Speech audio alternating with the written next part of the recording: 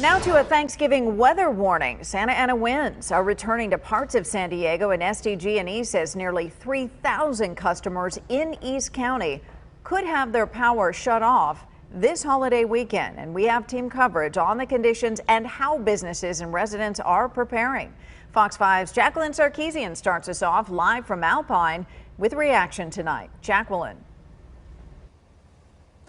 Well, Kathleen, first we're being told not to celebrate Thanksgiving with other households. Now there's a very good chance so many people could be celebrating the holiday with no power. Alpine being one of those areas that could be affected with having their power shut off. More than 2,700 people in East County could lose power, which has some businesses like one we talked to in Julian coming up with a backup plan. And we'll be right with you guys with bread and water, okay? Romano's restaurant in Julian has been serving some of the best Italian food that town has tasted since 1984. We could probably seat you at 6:30. It's a family-owned business that now goes back 3 generations.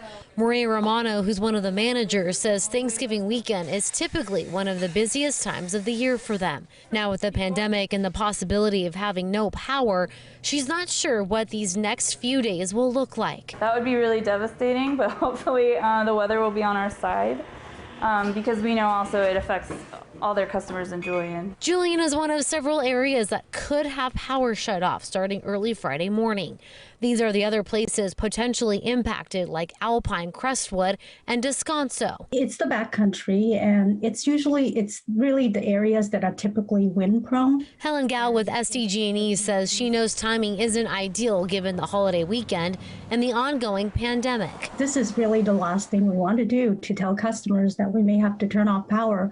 But there's a red flag warning, and we have an obligation to inform customers and take action to protect the community to reduce wildfire risk. Worst case scenario, Romano says if they lose power, they'll have to use their generator as backup.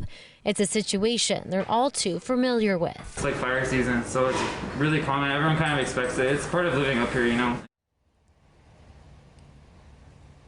And the red flag warning goes into effect starting tomorrow night, which is Thanksgiving. SDG&E says turning off power is their last resort, and they're keeping their fingers crossed that Mother Nature cooperates. Reporting live from Alpine tonight, Jacqueline Sarkeesian, Fox 5 News.